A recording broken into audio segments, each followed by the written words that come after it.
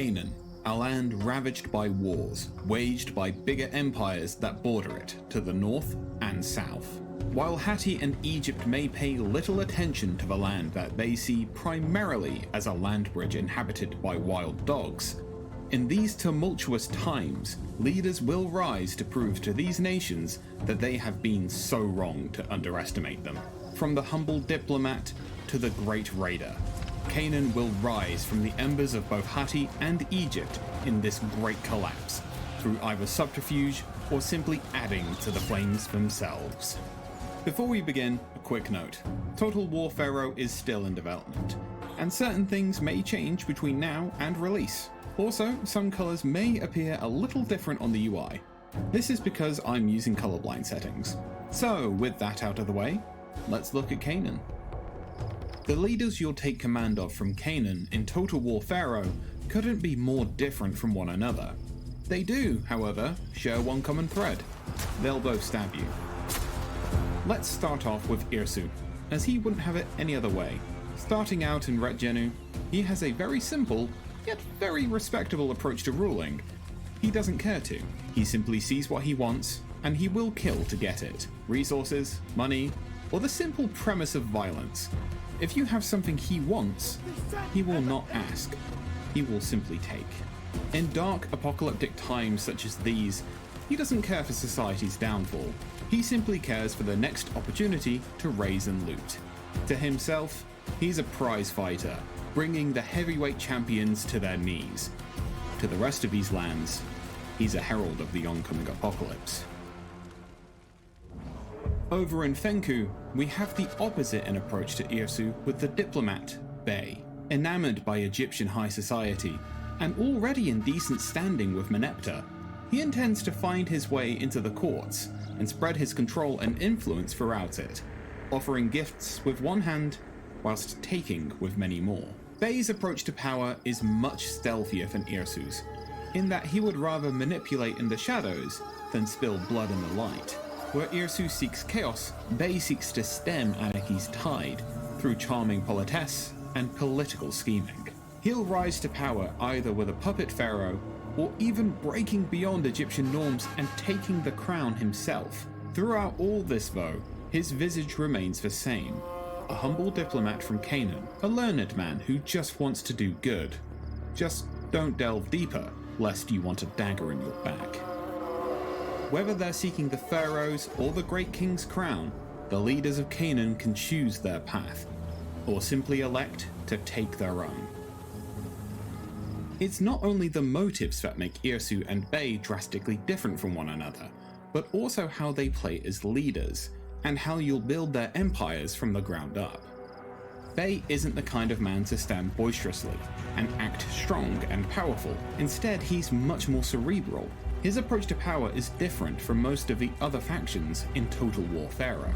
While like other leaders, he does intend to build himself up in power, he doesn't take the usual bronze weapon adorned roads. He's weak when faced head-on, so would rather work in the shadows. Utilizing influence, diplomatic relations, and subterfuge, Bey utilizes the vast amount of resources he can gain from his buildings to make friends with diplomatic gifts, before he eventually stops giving and starts taking massively. His closeness to Egypt puts him in a unique position as a Canaanite. He actually begins worshipping the Egyptian deity Thoth, as opposed to any of the Canaanite gods. He also gains more legitimacy to the throne whenever he's holding a position within the courts, as well as legitimacy when plotting. He can even take it from Egyptian factions he targets, making him a formidable political opponent.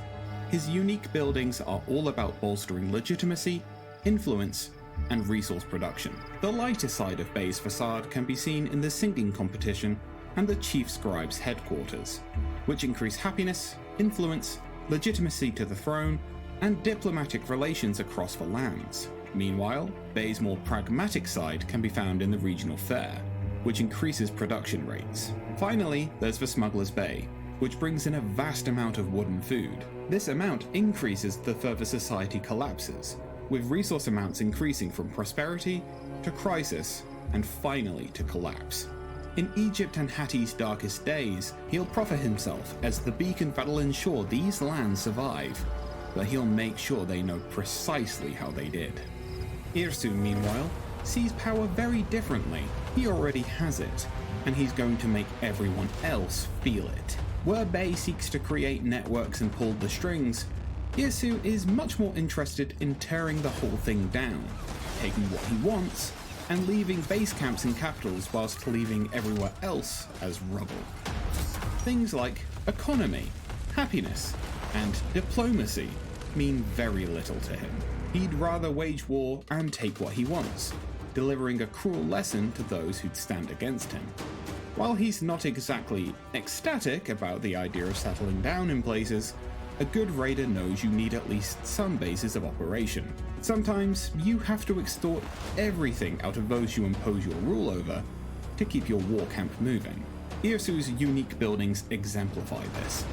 The forced labor camps hugely improve production rates and workforce growth, at the heavy cost of happiness. He's not exactly in the business of making smiles, though, so he's willing to utilize an iron fist to quell rebellions if he needs. Irsu's gold tally quarters bolster influence, happiness, production, and even legitimacy, if he ever felt the need to seek the crown. Lastly, a building close to Irsu's heart is Irsu's war camp. Increasing recruitment slots and ranks in a region, this building also increases loot taken from conflict and raiding. While Bei offers himself as the hand that'll save these lands, Irsu is the boot, crushing those lands down and taking what he wants. What's yours is his. Though Canaan might not be as big as Egypt, it is still home to mighty warriors.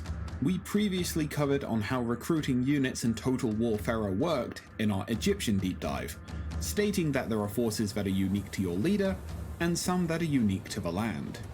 Canaanite forces are stuck between two different types of militaristic beast, and therefore need to be able to adapt to both the speed of the Egyptians and the heavy armor of the Hittites. Canaan's forces utilize medium armor, sacrificing a modicum of the speed the Egyptians utilize, whilst also keeping a balance of speed and protection against Hatti's heavily armored juggernauts. Canaanite units also commonly come with the raider attribute, meaning whilst they're fighting in the streets, they may start setting fire to buildings at your command. In Bei's starting location in Fenku, we find the native Fenku and Yamad forces. These forces span the entirety of the armor spectrum, preparing them for war from both the north and the south. They have lightly armored units capable of decent ambush tactics, whilst medium and heavy armored units bring decent defense, capable at holding out against chariot charges from Egyptian forces. Meanwhile, Irsu starts near local forces viewers of the Egyptian deep dive may recognize, as these are the Sinai and Retjenu militia also utilized by Ramesses. While the forces may be familiar, under Irsu's command you'll be utilizing them for different reasons. Where Ramesses sees these forces as yet another decent force in his local militias, for Irsu, their speed and range can be absolutely pivotal. The Sinai and Retjenu local forces pick up the slack where Irsu's unique forces may falter, with decent ranged units, discipline, and fantastic speed. But this doesn't mean Irsu's a slouch, as we'll cover in the next section. Finally, Canaanites are the only factions capable of gaining access to either the Pharaoh's Guard we mentioned in the Egyptian deep dive, and the Great King's forces, which we'll leave for our deep dive into the Hittites. We don't want to take our eyes off of Irsu, or Bei for that matter. Taking your eyes off of Bei, in fact, could well be the last mistake you'll ever make. His forces are as treacherous on the battlefield as he is in the courts. Specializing in ambush tactics, nearly all of Bei's unique forces have the ambusher trait, meaning they're difficult to spot in even the most open of terrain. They're also capable at disabling a majority of an army's defensive and offensive capabilities.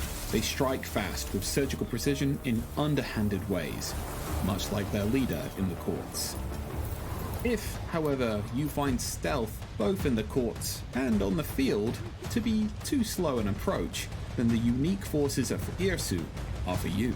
His forces, much like himself, are adorned in the heaviest armor, letting them shake off pathetic stones from slings and absolutely crush any lighter armored opposition in melee combat.